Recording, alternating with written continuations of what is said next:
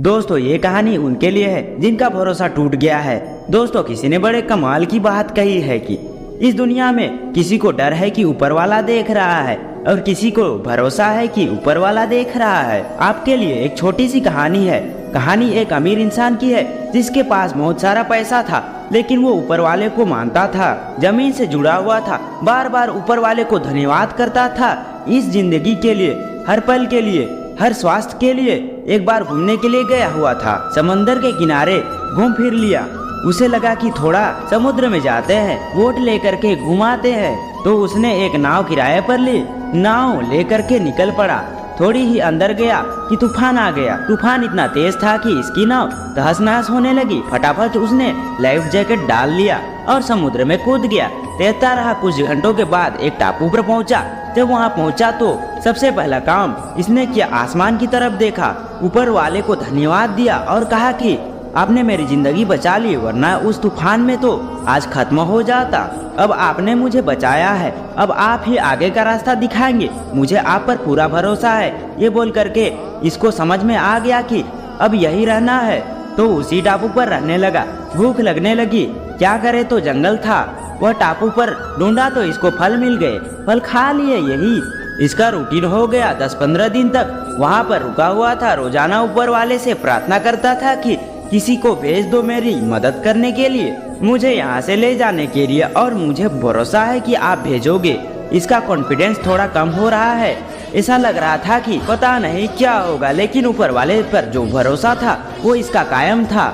जैसे लग रहा था कि ऊपर वाला मदद जरूर करेगा। अब काफी दिन हो चुके थे, लगा कि क्या करे, एक झोपड़ी तो तैयार कर लेते हैं, कम से कम झोपड़ी में तो रहेंगे। तो लकड़ियाँ इकट्ठी करने लगा, पत्ते इकट्ठे करने लगा, और 3-4 दिन में उसने अपने लिए एक बढ़िया सी झोपड़ी तैयार कर ली। उस झोपड़ी के बाहर खड़ा होकर उसे निहार रहा था और सोच रहा था कि आज तो यहाँ सोने को मिलेगा। ये सब चल ही रहा था कि अचानक से मौसम बदला। आसमान में बादल आ गए, बिजली चमकने लगी, और तभी आसमान से बिजली गिरी और जोरदार आवाज आई, और वो जो बिजली गिरी वो इसकी झोपड़ी पर गिरी। झोपड़ी जल कर के खाक होने लगी। अब जो इस आदमी का कॉन्फिडेंस था वो शून्य हो चुका था। इसकी आंखों से आंसू बहने लगे।